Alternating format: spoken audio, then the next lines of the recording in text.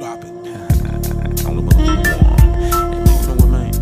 Nigga walk up to me, man, the other day, man. You know, ask me, man, you know, man, I'm keeping the motherfucking game so tight and shit, man. You know, you wanna know how we do the exercise on that game shit, too, man. I don't be doing that shit, man. I don't keep this shit cold like that so long, and I'm with your man shit, man. You know, I told this nigga, you gotta know how to do it, man. You gotta do this shit out. Prions que Dieu vous vienne en aide.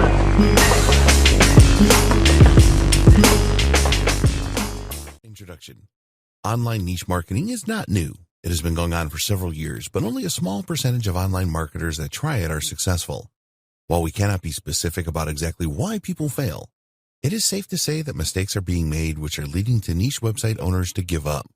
It is very likely that choosing the wrong niche is a contributing factor to the high levels of failure. Not getting enough traffic to a niche website is likely to be up there as well. So, in this guide, we will cover everything that you need to know to properly assess niche ideas for their viability and how to drive targeted traffic to your niche website. You may see people in the internet marketing space claim that this is no longer possible to make a good profit from niche marketing. This is not true. Not all niches are saturated.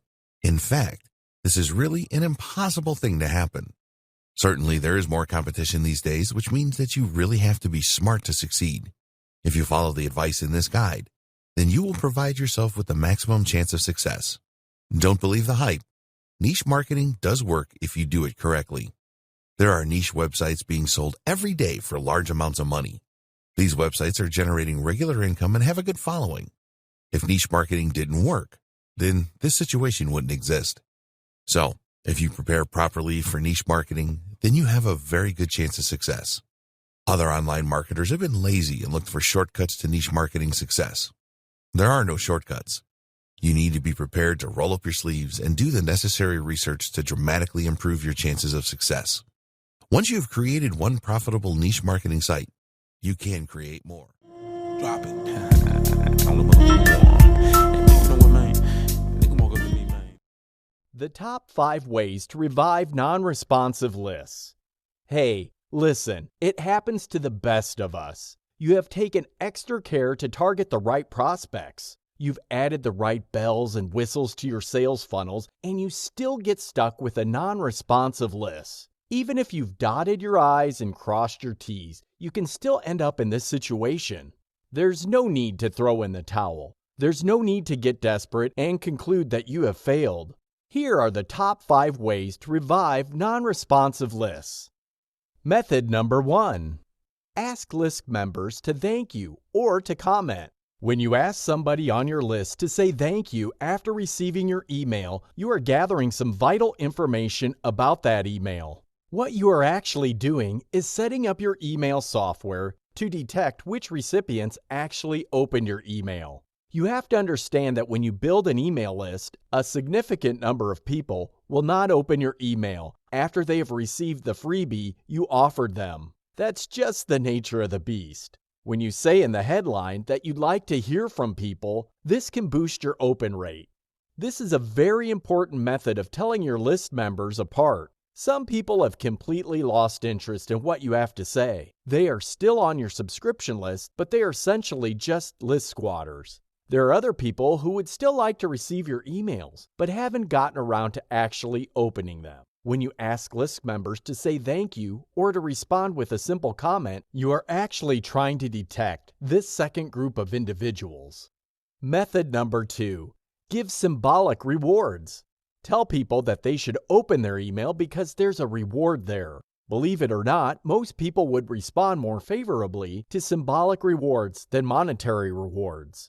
I know it sounds crazy, but this is how it actually does go down in the real world. It doesn't cost that much money to give away some sort of banner or picture. Give these symbolic rewards to get people to open your emails more often. This also gives you a tremendous opportunity to remind people why they joined your list in the first place. Method number 3. Mention their first name in the subject line. Dale Carnegie, the genius who wrote How to Win Friends and Influence People, said that the sweetest word in the English language is a person's name. Mention the list member's name in the subject line of your updates from time to time. Depending on the email software you use, this should be fairly easy to do. Of course, you have to make sure you collect the first names with your squeeze page. Make sure that this is a required field. Method number 4. Mention their name and thank them in the subject line with a reminder of a freebie in the body. Most of the time, people join your list because there's some sort of incentive in it for them. They receive some sort of a freebie. One of the most effective ways to revive your list is to simply remind people of this freebie. Maybe they didn't get around to downloading it. Maybe they didn't use it that often or did not read it. By mentioning their name in your subject line, you're giving a tremendous opportunity to direct their attention to the freebie that they were initially interested in. This can revive interest in your list and boost your overall open rates. Method number 5. Replenish your highest engagement email. By just looking at the track record of your list and paying attention to the overall open rates as well as click-through rates, a certain pattern should emerge. You can clearly see that some emails, for some reason or another, simply resonate with your membership. Replenish future emails with similar stuff as much as possible, and more people will look forward to opening your emails. Keep these 5 top tips in mind when faced with a non-responsive list. It's not the end of the world, but you have to be proactive so you can turn things around. Drop it. On the motherfucking wall. Hey, man, you know what, man? Nigga walk up to me, man. The number 1 secret ingredient to successful email lists. You have probably heard of all sorts of successful marketers making millions of dollars from their email lists. Believe me, these are not unicorns. They are not few and far between. They are not accidents. Instead, the people who run them found a system for building successful lists. The good news is, if they can do it, you can too. What is their secret? There are actually many different secrets, but they all boil down to one key concept. Wrap your mind around this concept. Implement it with your own mailing list, and you can well be on your way to replicating these successful marketers. What is the secret? It's emotional buy-in. You need to get your list members to emotionally buy into what you're doing. These members must be made to feel emotionally invested in the success of your list. When they feel they have some skin in the game, so to speak, they are more likely to read your email. They will open your emails more often. They will engage with you by sending responses. They are more likely to click on the links contained in your emails. Most importantly, they're more likely to share your email by forwarding it to their friends or maybe even posting it on Facebook. How come? Why do people buy in emotionally to any type of content? If you have been following Instagram influencers, you would know this is not unusual. There are influential people on social media who have hardcore, diehard fans. How did this happen? Well, these people feel they are co-owners or have a stake in the content of that account. Get people on your list to feel the same way. Well, how do you make this happen? You can try one, a few, or all of the following. First, ask for their participation and mention them in your updates. People would like to feel that they matter. People would like to see their name printed somewhere. It makes them feel important and substantial. Next, you should credit them for their ideas. Don't dismiss ideas. Don't filter people's suggestions. If they took the time out and effort to share their thoughts with you, credit them. Acknowledge them. You don't have to carry out those ideas, but when you give people credit, they feel emotionally tied to your list. Next, you should ask for people's help. When you ask for somebody's help, you are basically telling that person that they can do things that you can't do. This makes people feel important. Fourth, you should give the people on your list creation powers. This is a form of crowdsourcing. Basically, you're telling people, tell me what kind of content you want me to share in my list. This can be third-party content. You then pick the most popular suggestions, and everybody gets to see their suggestion show up from time to time. You stand out from your competition because let me tell you, in all likelihood, they're not giving their list members such powers. Keep these tips in mind when trying to build a sense of emotional buy-in. It can take quite a bit of time, but it's definitely worth it because you want your list to turn into a community. Drop it. On the motherfucking wall. Hey, man, you know what, man? Nigga walk up to me, man. How How to save money using solo ads. Let's get one thing clear. There is a lot of hype surrounding solo ads. There, I said it. I know I'm not supposed to say that because supposedly, solo ads are the best thing since sliced bread. Well, in many situations, it is. You get to convert more clicks into sales with solo ads. They tend to be more targeted, and this can lead to more useful and productive list members. The problem is there are two key factors that hold back solo ads.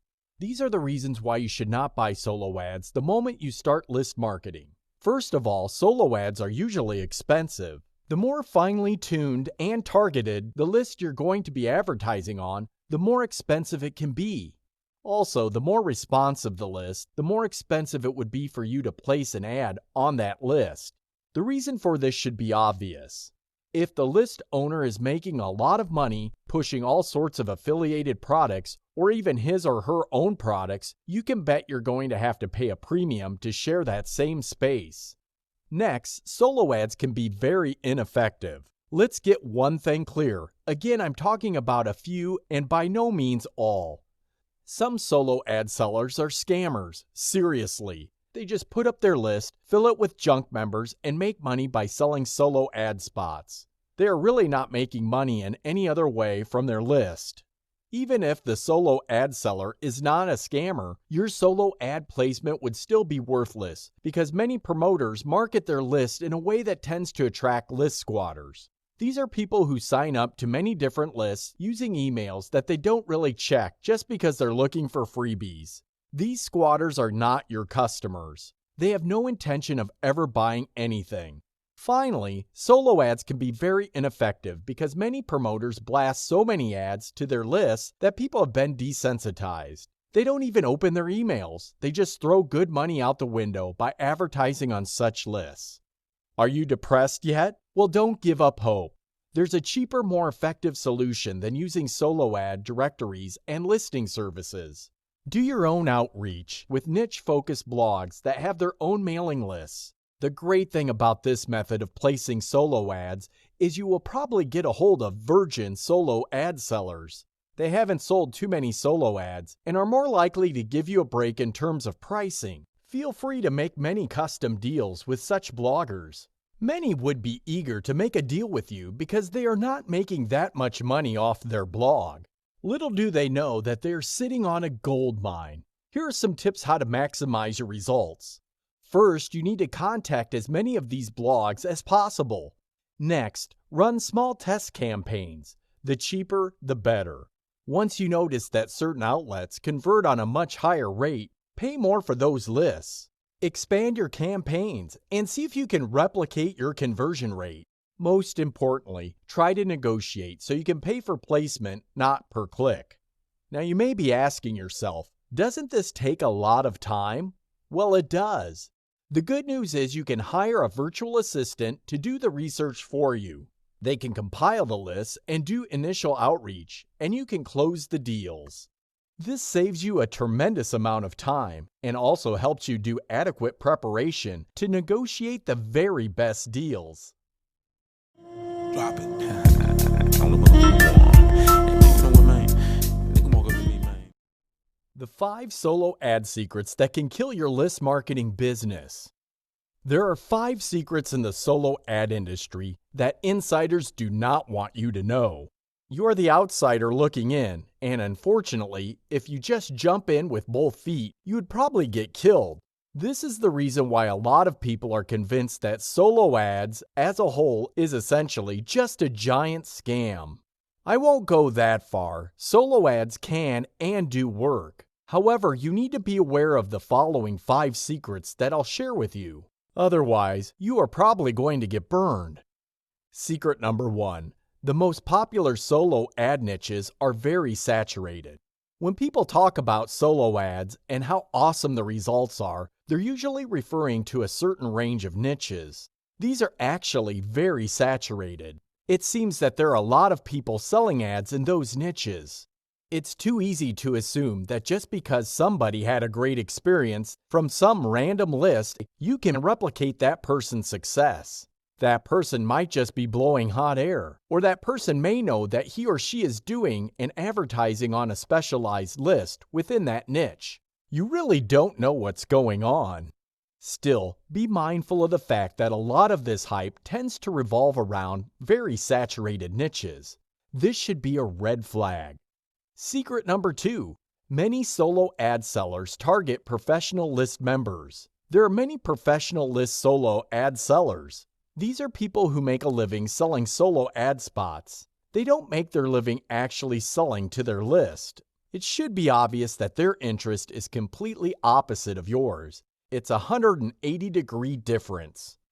Their job is to get you to advertise to their list, so they try to excite you and get you pumped up with their huge list numbers. Well, it turns out that in many cases, these numbers are made up of people who have no interest in buying anything. These are list squatters who simply got on the list because they're looking for some sort of free books, free software, or some sort of premium. Secret number 3. The solo ad industry can be incestuous and cover up for each other. There are many instances where scammers have given the solo ad industry a black eye. However, instead of cleaning up its act, many otherwise legit solo ad sellers try to play the victim or pretend that the scammers are very few and far between. This ends up protecting shady players, and a lot of newbie solo ad advertisers like yourself end up getting burned. Know this going in, that it's going to be very hard to get solo ad sellers to give you the real deal as far as who is legit and who is shady. Secret number 4. No solo ad sellers throttle their traffic.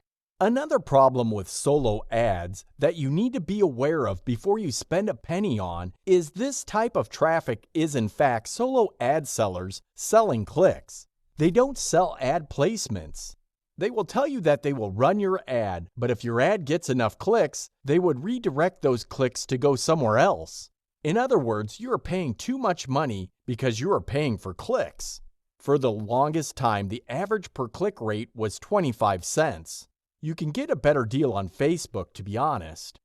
Don't get confused. A lot of virgin solo ad advertisers think they are paying for placement. They are not. They are paying per click. Secret number 5. There is no reinforced rule on oversaturation. A lot of solo ad sellers would like to give you the impression that they police each other and that there is some sort of community standards. Don't believe it. It's just an appearance.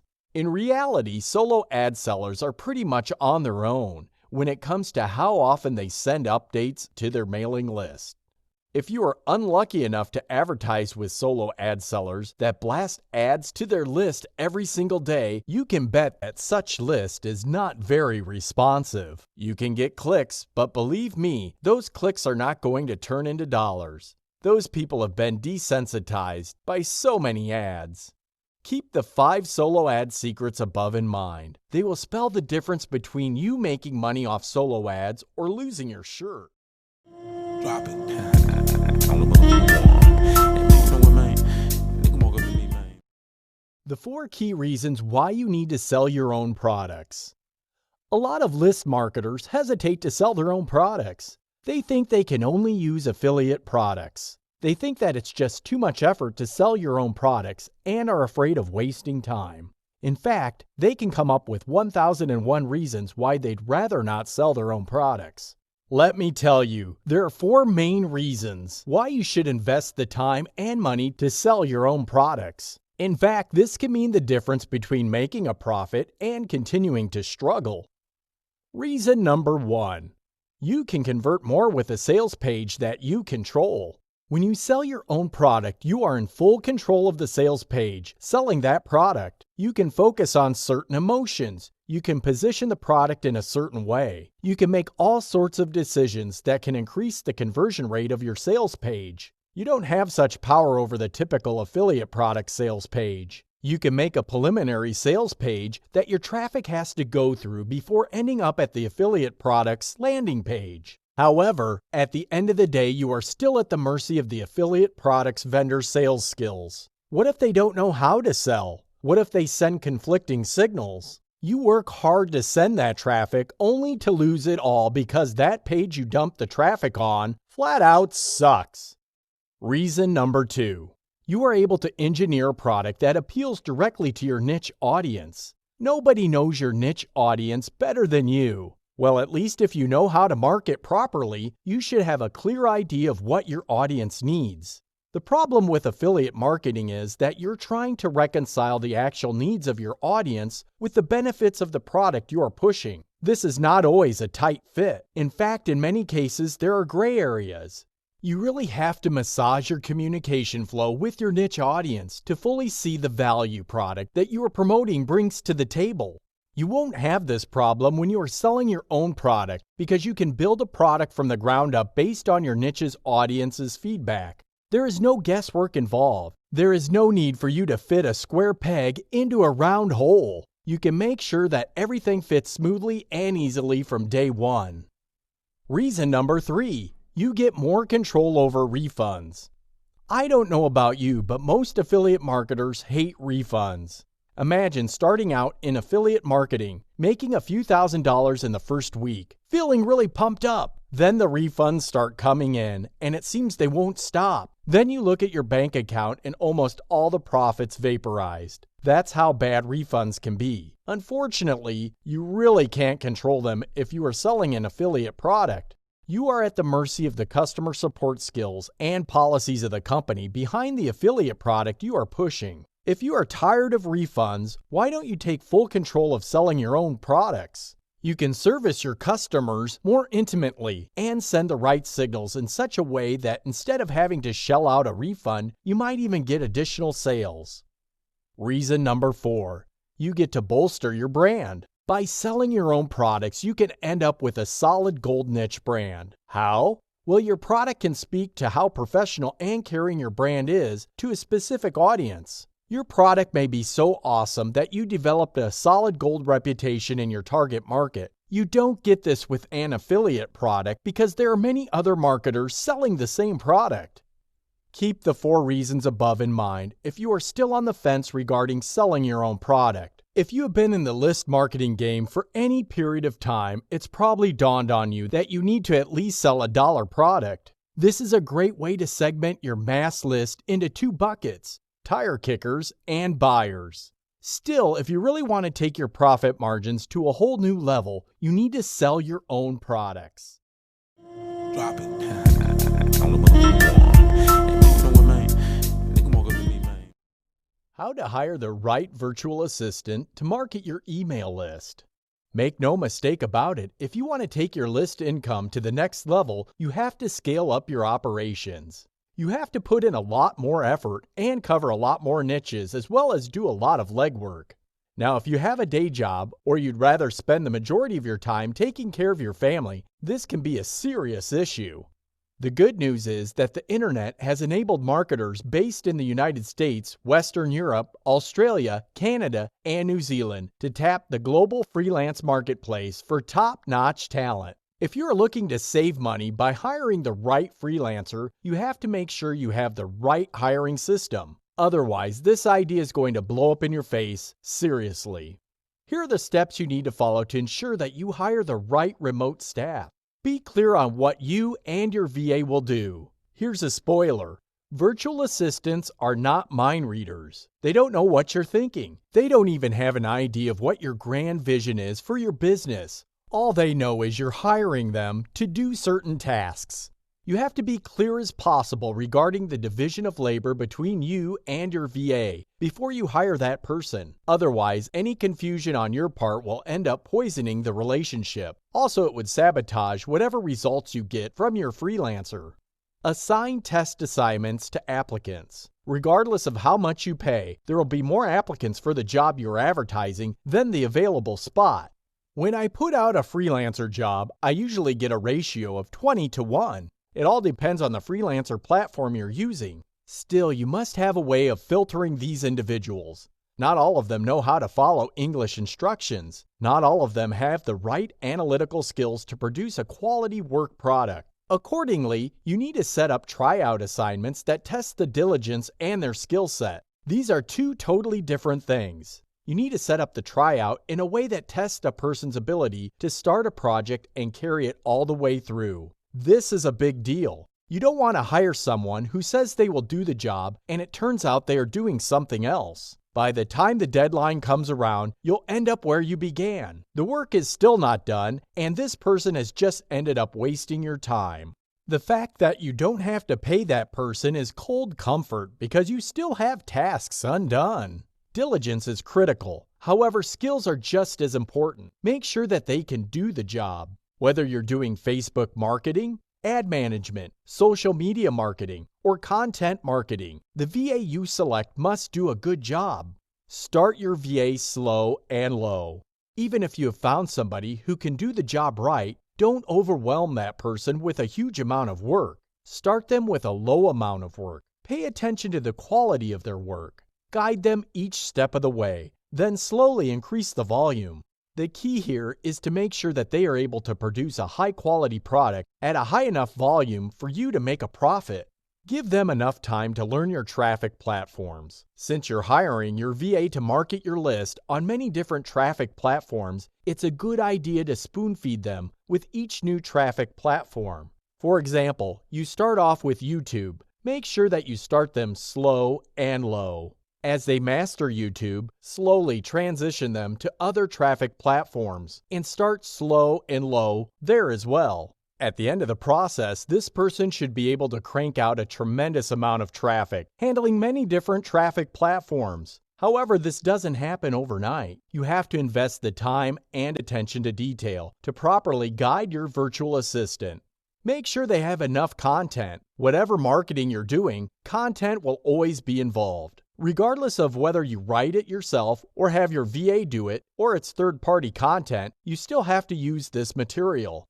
This is why it's really important to make sure you have enough content to do marketing correctly from the get-go. This is how a lot of list marketers fail. They get the right virtual assistant, but they don't have enough content and end up paying for a virtual assistant's time because the assistant really has nothing to work with. Scale up to match quality, not quantity. Your overarching goal is to ensure your VA produces quality work. Quality should be top priority. Quantity will come later. Make sure your assistant knows this. Also, make sure they are clear as to your expectations. Spell it out for them. Tell them in no uncertain terms that you want quality now, but the quantity of work will rise. In this way, they are not taken by surprise when you increase your order. Offer incentives for a job well done.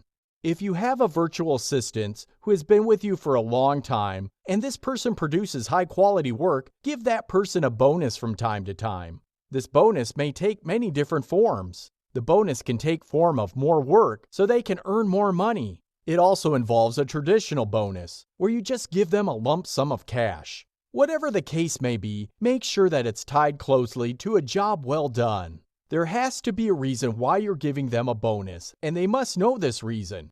Keep the tips above in mind to make sure you hire the right VA. Hiring a virtual assistant is definitely a step in the right direction, but you need to do it right. Otherwise, you're just going to end up wasting a tremendous amount of time and money. Drop it. I don't know what I'm doing. You know what, man? Nigga walk up to me, man. The top 5 ways to fail with video sales pages. You probably have seen all sorts of video sales pages on the internet, marketing all sorts of products. They seem to be all over the place. Let me tell you, most of them are doing a lousy job. In fact, I'm certain that the vast majority of them are not moving all the products they are supposed to promote. They fail because of the following 5 reasons. Repeat the same content as the sales text. Have you ever found yourself on a sales page and watched the video on that page? You then glance down to the text on that page, and it's obvious that the video spokesperson is simply just reciting the stuff you're reading. The content is the same. This is a serious problem because the video sales page is supposed to connect with the visitor on a personal level. They are supposed to get across information that you cannot get from the text. Don't commit this mistake to your own video sales page. Your video spokesperson must focus primarily on sending the right reassuring emotional signals to the prospect. Their job is to build trust, not necessarily recycle the same stuff that you've already covered with your sales page text. Employ a video salesperson with limited presence. There are many video spokespersons available on freelance platforms like Fiverr. A lot of them look alike. A lot of them definitely talk alike. However, the big difference often boils down to pricing. Don't make the mistake of using the cheapest video spokesperson, because that person may be cheap for a reason. You have to understand that spokespersons are supposed to connect with the prospect on a person-to-person level. They are supposed to create an intimate space of trust. They send off certain unspoken signals that get the reader to take them seriously. Unfortunately, if you just hire the first random video spokesperson you come across because they charge very little money, chances are that person would drop the ball. That person probably does not have the right presence in the context of your sales page to do a good job. Your video sales page is not going to convert your visitors. Use video with bad audio quality. Your video sales page might have the right script and feature the very best video spokesperson. Unfortunately, it would still fall flat. Why? Maybe the person is not speaking clearly enough due to bad recording equipment you used for the video. You have to understand that when a prospect is listening and watching a video spokesperson, they are trying to pick up on certain signals. They can't quite put their finger on it, but they're trying to get a total experience out of the video. This is how video spokespersons build credibility and authority. Unfortunately, this is almost never going to happen if your video has bad audio quality. Use video with bad angles. When you take the video of a person at a wrong angle, you may be emphasizing a part of their presence that might not do a good job selling the product they are marketing. This bad angle may either distract the visitor or downplay the emotional importance of the benefits your products bring to the table. Regardless of the reason, bad video angles reduce overall convincing power of a video spokesperson. It takes skill to shoot a highly effective and intimate video spokesperson footage. Make sure the video spokesperson you hire understands this and has the right experience and adequate video equipment. Fail to zoom in on the presenter's face at key points. A great speech is able to move people's hearts, not because it's packed with top-notch quality, but oftentimes because of emphasis. Practically speaking, people do not have the patience to listen to a full speech. Instead, they just want to hear certain parts that resonate the most with them, because that's what they're most interested in. If your video doesn't zoom in on the presenter's face at key points during his or her presentation, your video will fall flat.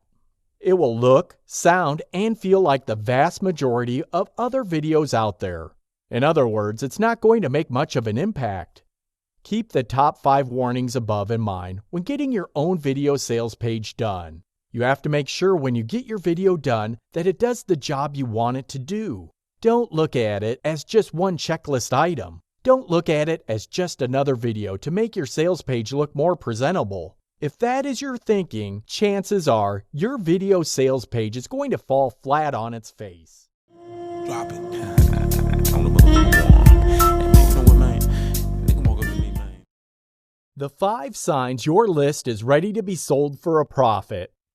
In any business, you have to have an exit strategy. It's easy to think that a successful business is going to be some sort of long-term cash cow. You build up a business and you just milk it for cash indefinitely. That is a very problematic model for online businesses.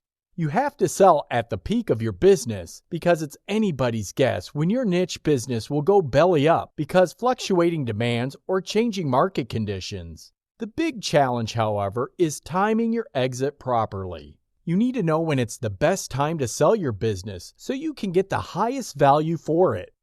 Here are 5 signs that your list is ready to be sold for maximum profits. Sign number 1. Your sign-up rate is predictably high.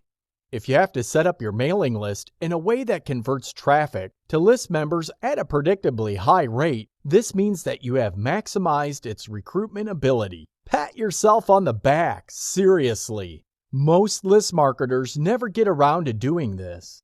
Instead, they spend a lot of money on traffic and have very little to show for it because they did not optimize their list sign-up rate. If your list converts traffic at a predictably high rate, you can save quite a bit of money. You can reduce your overall marketing budget and still end up with a lot of list members. This ends up boosting your profit margin, and you can bet any would-be buyer would be excited by this. Sign number 2. Your upsell conversion rate is predictable and steady. Not only should your recruitment rate be predictable and high, your upsell conversion should be predictable as well. This means that you don't lose sleep over your list. You are not running around frantically trying to optimize your list because one day you're feasting and the next day you're starving. Instead, you have put enough time, effort, and energy into optimizing your list so that it produces income at a steady clip. Sign number 3. You've set up, own, of your list in your niche market. You know you're doing well when you have set up different copies of your list to capture many different interest areas in your niche market. This enables you to own your niche market. This gives you a tremendous competitive advantage, and any potential buyer would definitely be excited by this fact.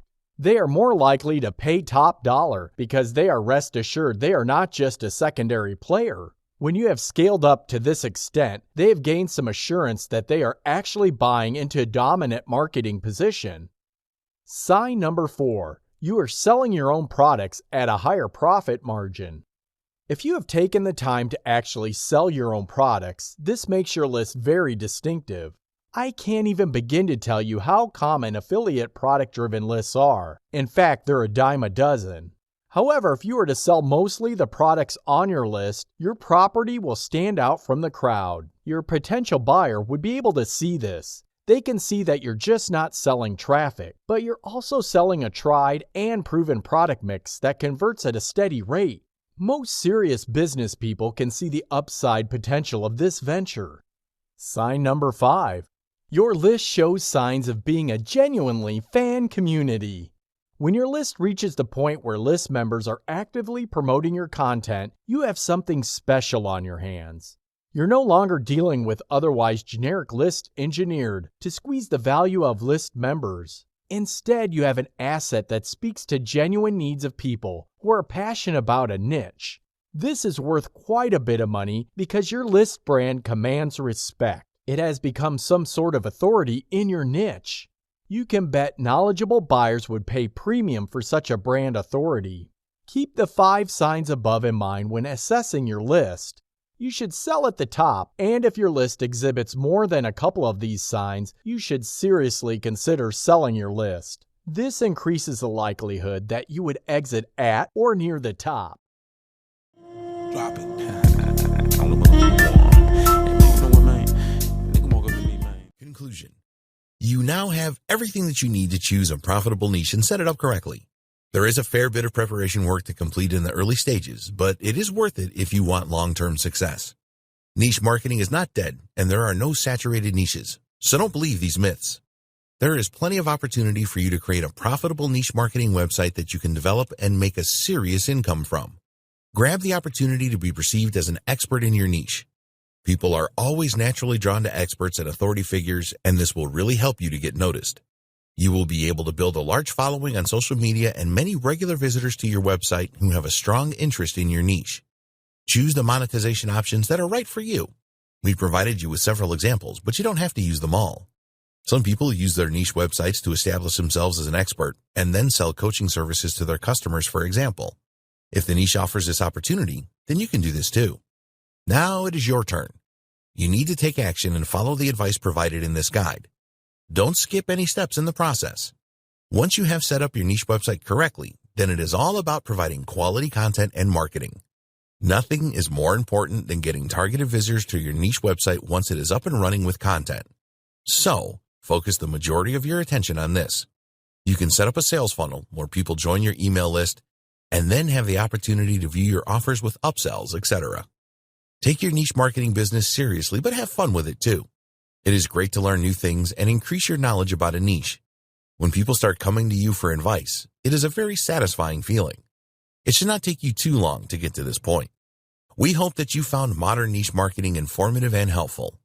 Now it is time for you to start generating niche ideas and validating them. We wish you every success with your niche marketing business. Drop it on the motherfucking wall.